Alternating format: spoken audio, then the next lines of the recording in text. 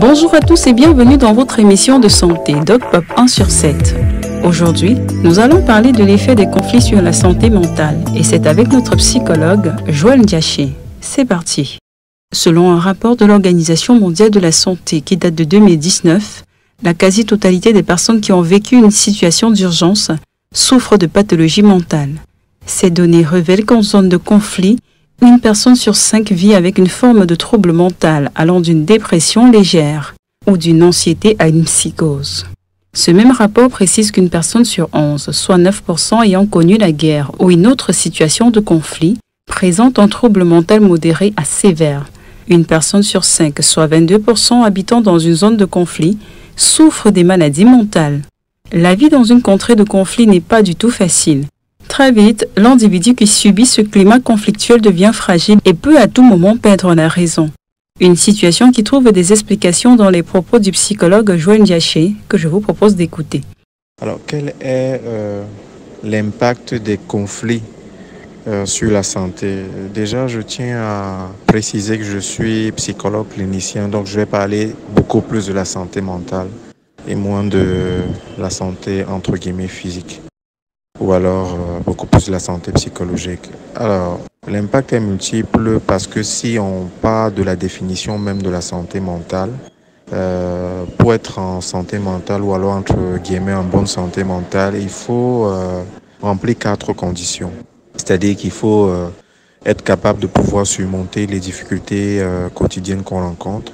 2, il faut également être capable de pouvoir être productif, que ce soit pour soi et sa communauté. Il faut être capable de se réaliser en tant qu'individu. Et enfin, il faut n'avoir pas de maladie mentale. Alors, lorsqu'on regarde ces 4 conditions, un conflit armé ne permet pas à quelqu'un de pouvoir se réaliser, c'est-à-dire avoir son projet de vie, pouvoir le mener à bien. Alors, s'il y a une guerre qui commence ou il y a un conflit asymétrique qui commence, ça devient très compliqué de mener à bout un projet de vie ou un projet important. Voilà, ça devient aussi difficile de pouvoir aller travailler, d'être productif pour soi, d'être productif pour sa communauté, de construire pour sa communauté parce que effectivement, il y a pas mal de choses autour de nous qui font en sorte qu'on est plus ou moins bloqué.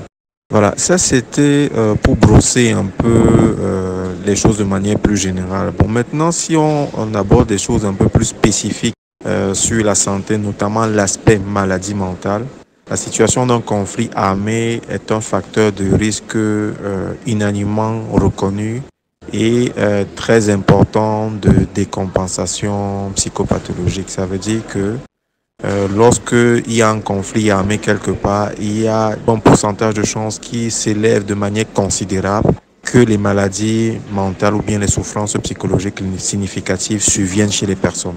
Donc, conflit armé égale gros facteur de risque de faire une maladie mentale.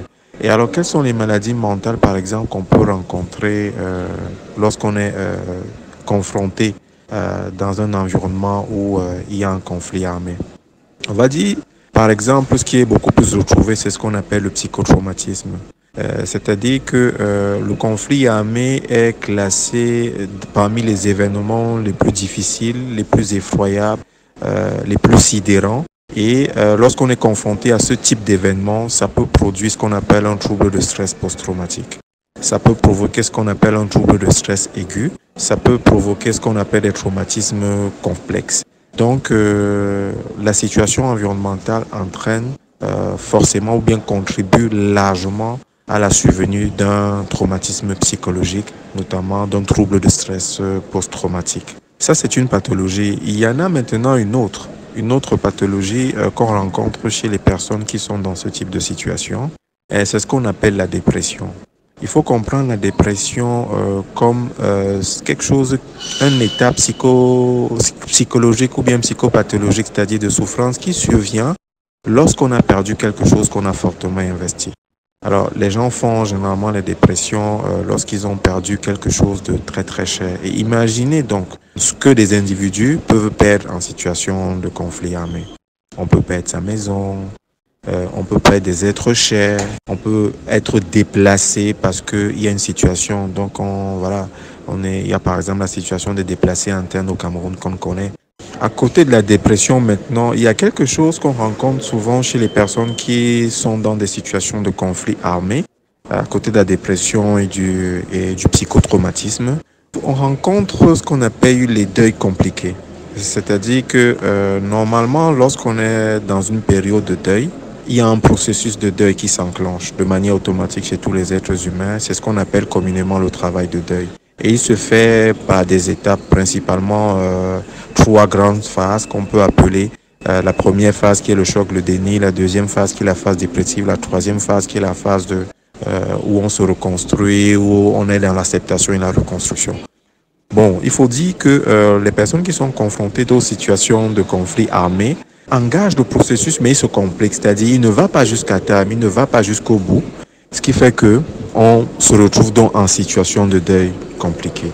À côté de ça, ce qu'on a aussi remarqué, parce que mon organisation et moi, on intervient dans l'extrême nord, notamment au niveau des populations qui ont été affectées par les exactions de Boko Haram. Il faut dire qu'on a constaté quelque chose de très majeur dans ces zones-là, c'est ce qu'on appelle les troubles anxieux. Alors, il faut comprendre l'anxiété comme une grosse peur qui nous envahit, qui est parfois irrationnelle ou alors qu'on n'arrive pas à expliquer. Ou même si on arrive à expliquer, on n'arrive pas à s'en défaire. Et ça peut prendre plusieurs formes parce que quand on dit trouble anxieux, c'est vraiment une catégorie. À l'intérieur, maintenant, il y a des entités cliniques spécifiques, comme on peut parler des phobies, on peut parler d'anxiété généralisée, on peut parler d'anxiété sociale, on peut parler d'anxiété de séparation. La santé mentale est la composante essentielle du bien-être. Bien qu'elle soit la condition sine qua non du bonheur, certaines situations de la vie viennent la dégrader.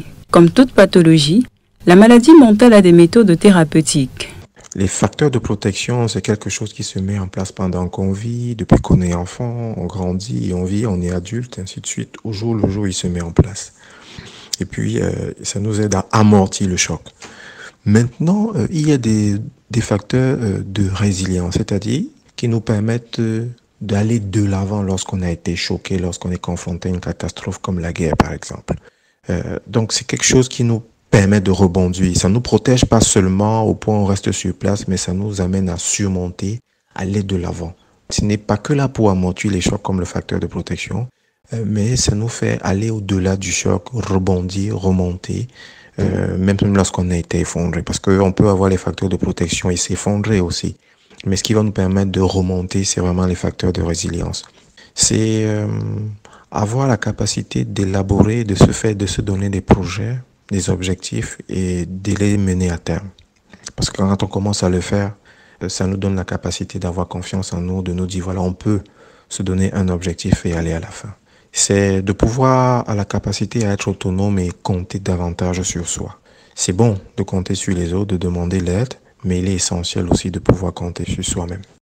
C'est la capacité à pouvoir garder de l'intérêt pour un certain nombre de choses. Il faut qu'il y ait des choses qui nous passionnent, qui nous intéressent. C'est des choses qui peuvent nous permettre de rebondir, même si on a été choqué, même si on a connu la guerre, même si on a perdu des êtres chers, si on a d'autres centres d'intérêt, ça peut nous aider à aller de l'avant. La capacité à pouvoir faire plus d'une chose à la fois, ça c'est aussi quelque chose qui peut être important et qui peut nous permettre de rebondir. Être quelqu'un de déterminé, ça c'est important, c'est de prendre les choses comme elles viennent et se débrouiller avec, comme facteur de protection, mais comme facteur de résilience aussi. Il faut croire en quelque chose qui nous dépasse, avoir confiance en soi. Mais au-delà de ça, il faut consulter les professionnels. C'est extrêmement important. Il faut consulter les professionnels. Il faut terminer par cette phrase-là parce que on peut avoir ces éléments, mais on ne le sait pas. Ces éléments, facteurs de protection, facteurs de résilience. On peut avoir mené parfois quelques règles d'hygiène mentale. Mais lorsque c'est grave, il faut vraiment consulter le professionnel, un psychologue, un psychiatre, quand c'est possible. La pathologie mentale est un problème de société. Tout le monde peut en être victime. Cependant, la maîtrise de ces états d'âme est indispensable pour sa santé, car il est quasi impossible d'affirmer qu'un épisode de maladie mentale ne laisse aucune trace. Merci à tous de nous avoir suivis. Rendez-vous très prochainement pour un nouvel épisode de Doc Pop 1 sur 7, votre émission santé.